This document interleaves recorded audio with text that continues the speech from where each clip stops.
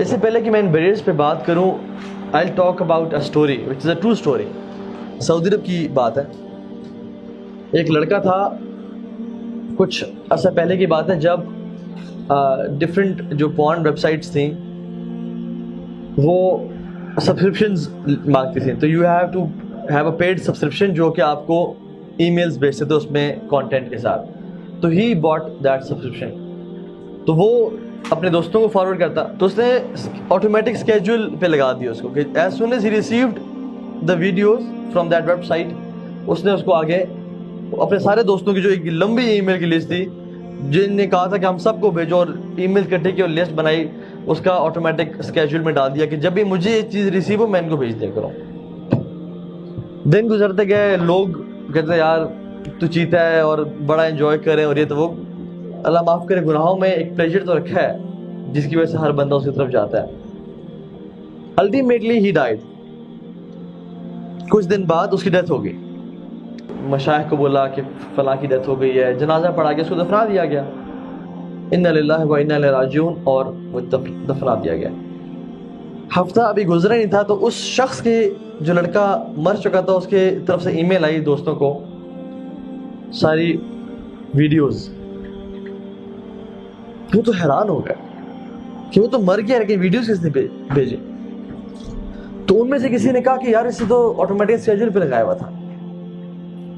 कुछ लोगों ने देखी, कुछ लोगों ने उनके कांप गया जिस्म, और वो शेख के पास गए कि शेख जो हमारा दोस्त मर गया, फौत हो गया है, वो अपनी कब्र में है और उसके ईमेल से हमें वीडियोस आ रही हैं, तो हम क्या करें। तो शेख ने कहा कि कुछ सोल्यूशन निकालो, किसी सॉफ्टवेयर डेवलपर के पास जाओ, किसी हैकर के पास जाओ कि वो कुछ करे। वो लोग ट्राई करते रहे, कोई रिजल्ट उनको नहीं मिला।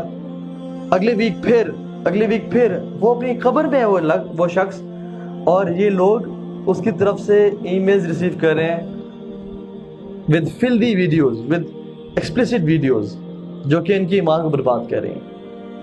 शुरू में तो लोगों ने कहा कि हम बायकॉट करते हैं, नहीं देखेंगे।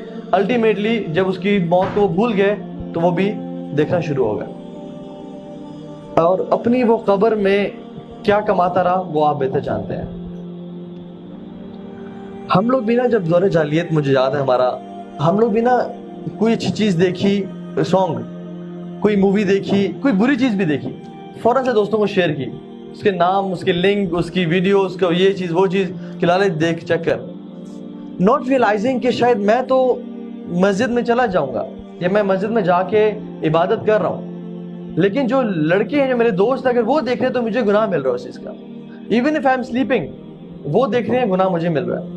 Even if I am dead, वो देख रहे हैं, गुनाह मुझे मिल रहा है।